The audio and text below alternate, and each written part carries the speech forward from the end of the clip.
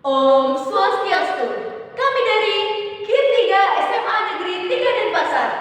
Saya Dewa Chandra Nirwasita, saya Tingkat Cantika Ayu Pradani akan membawakan penelitian yang berjudul Studi Kesadaran Remaja terhadap Fenomena Self-Diagnosis Mental Illness melalui media TikTok. Belakang menjadi urgensi permasalahan kali ini, yakni di era digital akses terhadap media sosial menjadi sangat mudah, terutama seperti platform ternama yakni TikTok. Aplikasi yang menyediakan berbagai konten menarik termasuk konten yang berkaitan dengan kesehatan mental. Namun kemudahan dalam mengakses informasi ini membawa tantangan yang besar bagi kalangan remaja. Remaja yang dalam kategori labil dengan pengetahuan terkait kesehatan mental cenderung suka mendiagnosis dirinya sendiri terhadap suatu informasi yang belum tentu akurat. Fenomena ini sangat berpotensi membahayakan serta menyesatkan.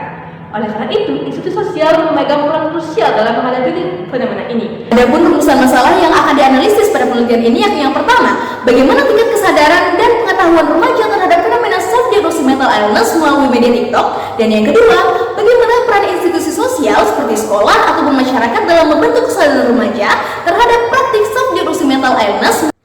Adapun hipotesis penelitian yakni yang pertama, H0, tidak ada perbedaan signifikan dalam tingkat pengetahuan dan kesadaran remaja terhadap fenomena self-diagnosis mental illness melalui media TikTok.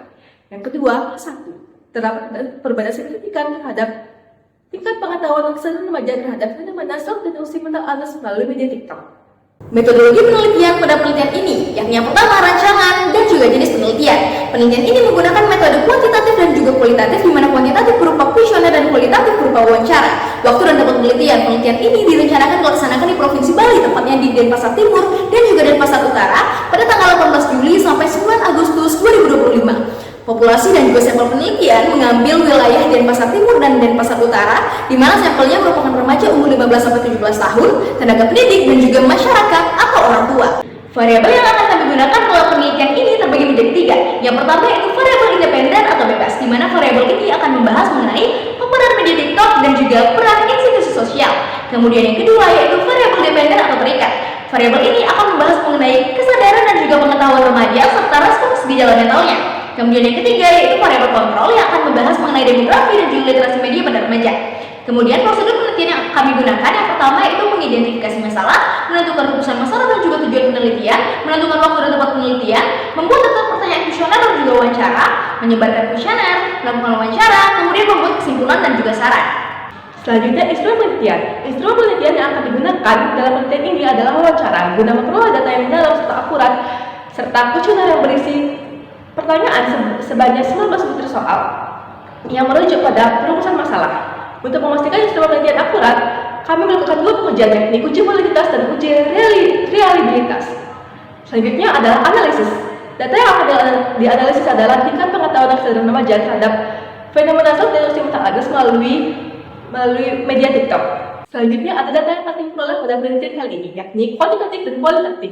Kuantitatif berisi tingkat penggunaan media sosial TikTok di kalangan remaja, tingkat pemahaman remaja mengenai istilah self-diagnosis mental illness, tindakan yang dilakukan remaja saat merasa mengalami gejala terkait kesehatan mental, dan data ini selanjutnya akan disajikan dalam bentuk grafik, tabel, diagram untuk memvisualisasikan temuan secara statistik.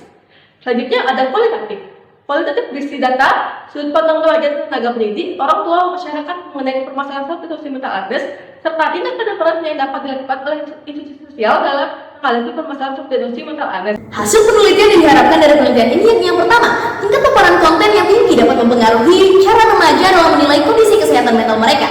Yang kedua, pemahaman dan juga kesadaran remaja terkait fenomena self-diagnosis mental illness diperkirakan masih terbatas. Yang ketiga, diasumsikan masih ada beberapa institusi sosial seperti sekolah yang masih belum memiliki program yang menangani tentang self-diagnosis mental illness khususnya pada remaja.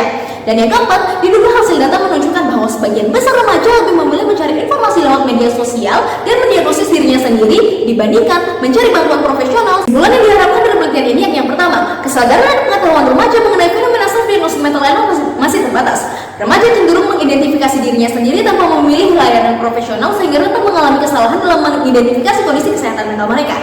Yang kedua, diharapkan melalui data yang diperoleh dari kuesioner dan wawancara memberikan gambaran yang utuh mengenai hubungan antara paparan media TikTok dengan perilaku self-diagnosis mental illness, serta bagaimana peran institusi sosial dapat berperan aktif sebagai sarana informasi dan fasilitator akses terhadap layanan kesehatan mental profesional. Sekian presentasi dari kami akhiri dengan para Santi.